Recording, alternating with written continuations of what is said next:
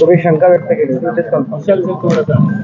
पाणबुडी प्रकल्प सिंधुदुर्गमध्ये होणार होता 2018 मध्ये, त्याबाबतची घोषणा करण्यात आली होती, मात्र आता तो सुद्धा गुजरातला गेला.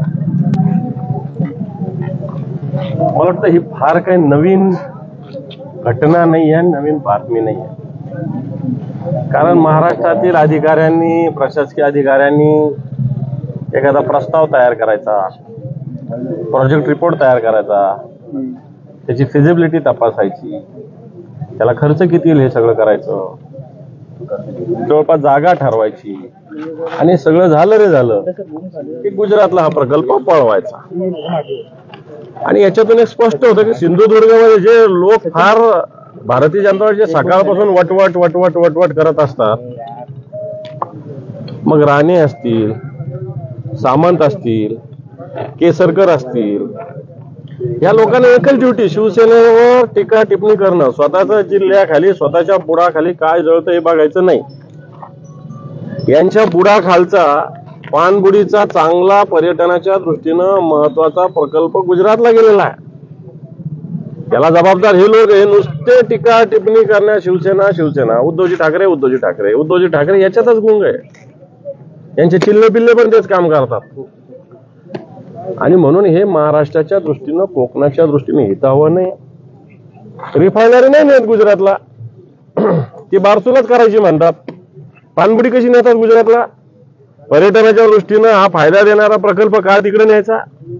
आणि म्हणून या महाराष्ट्राविषयी या सरकारची भूमिका दिसत असताना या भागातलं नेतृत्व सुद्धा जे आहे त्याच बेजबाबदारपणे काम करतं. फक्त बडबड करायची, वटवट करायची, टीका टिप्पणी करायची आणि स्वतःच्या भागातील विकासाच्याकडे लक्ष द्यायचं नाही, या महाराष्ट्राच्या हिताकडे लक्ष द्यायचं नाही, ही परिस्थिती आहे.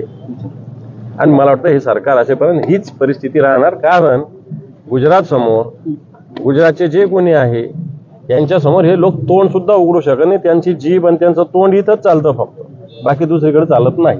महाविकास आघाडी काळामध्ये आर्थिक तरतूद सुद्धा झाली होती, सगळं झालं होतं. प्रकल्प त्याच वेळेस, तसं 2018 पासून या प्रकल्पाची सगळी पायाभरणी सुरू झालेली आहे, परंतु लास्ट हा प्रकल्प गुजरातला गेलेला आहे.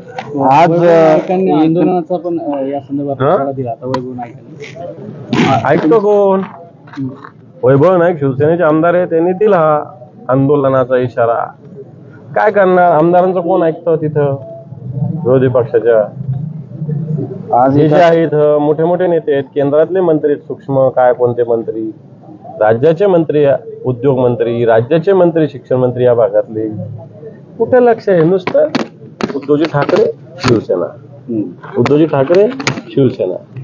पाणबुडीच्या आयुष्यात एवढा चांगला प्रकल्प सरकारमधील समन्वयाच्या अभावी तो गेलेला आहे. याच मुद्द्यावर असं आहे की चीप लोकांना डीप क्लीन काय समजणार, असं एकनाथ शिंदेनी उद्धव ठाकरे यांचं नाव न घेता टीका केली.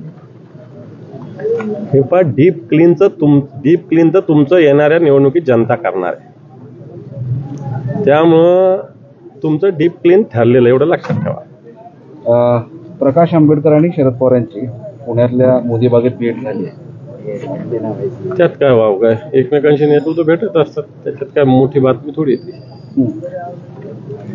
दुसरं असं आहे की काल देवेंद्र फडणवीस यांनी सगळ्या नेत्यांना, त्यांच्या पक्षाच्या नेत्यांना सांगितलं की संपत्तीचं प्रदर्शन न करता साधेपणाने राहा.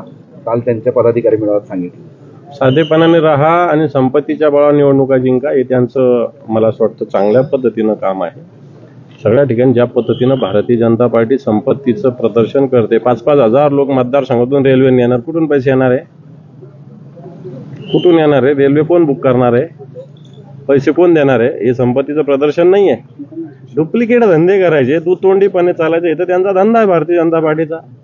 संपत्तीचं प्रदर्शन, चार्टर फ्लाईट्स, 5 स्टार हॉटेल्स, त्याच्यानंतर रेल्वे 5-5 हजार 10-10 हजार लोकांना, कार्यकर्त्यांना प्रलोभन, हे भारतीय जनता पार्टीचं काम आहे. त्यामुळे डुप्लिकेट पद्धतीनं करताना दुसरे केलं तर त्याला नाव ठेवतात. राष्ट्रवादी काँग्रेसचे खासदार सुप्रिया सुळे यांच्यावर बोलताना शीतल म्हात्रे यांनी टीका केली होती. म्हणजे आता ही त्यांची मानसिकता सबलीकरण आठवते का? खासदार सुप्रिया यांच्या टीकावर तुमची लायकी आहे का? असं सगळं चालू आहे. महिला एकमेकांच्या नेत्यांना लायकी, मला माहित नाही शीतल म्हात्रे कोण. ओके दादा, धन्यवाद.